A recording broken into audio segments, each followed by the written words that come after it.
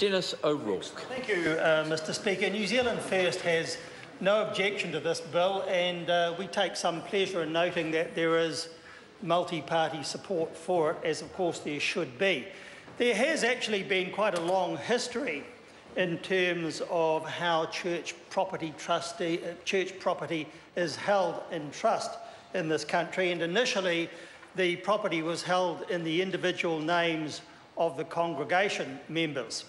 And of course that's a little bit impractical when you come to think of it, so a solution had to be found, and as a result special legislation was passed in 1908, which was called the Religious, Charitable and Educational Trusts Act 1908, and all that did was to establish a board for the holding of the church property, but it didn't really do much more than that.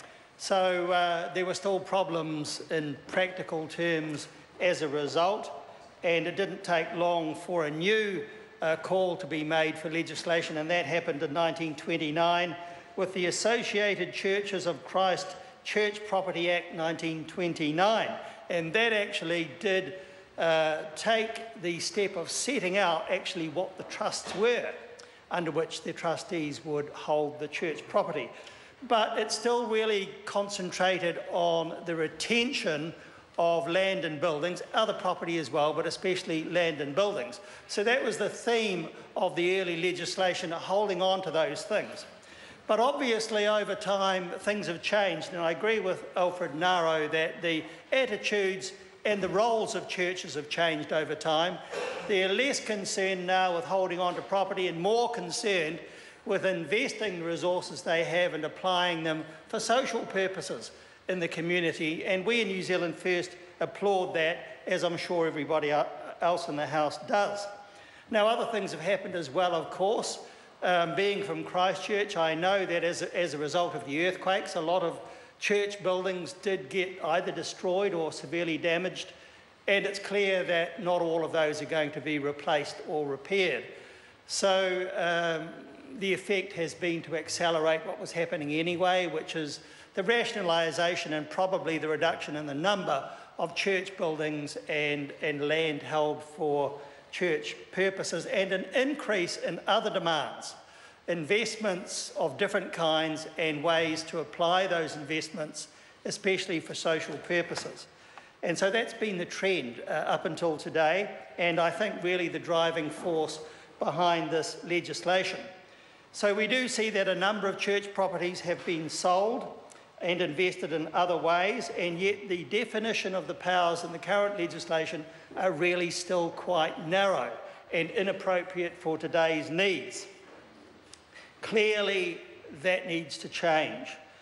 So we need to solve the doubts that exist currently about what the trusts are and how wide they are and what powers the trustees have to do the new things that are required of them in this day and age. And that's really what this bill addresses.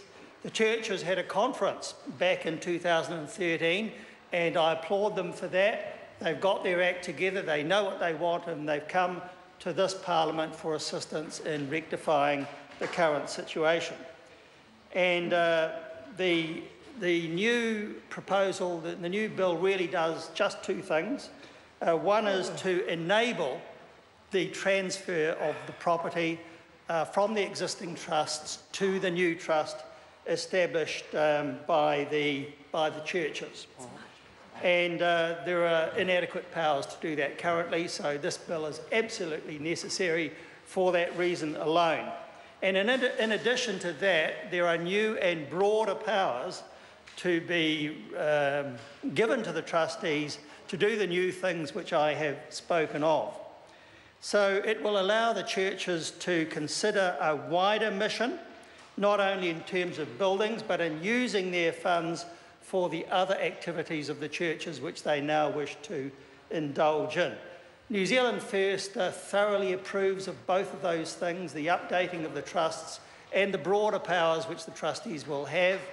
This bill more than adequately addresses those needs. I commend the Minister and also the Select Committee for the work it's done to make sure that the new legislation will be fit for purpose in the future, and New Zealand First will have no hesitation whatsoever in continuing to support it. Chris Bishop.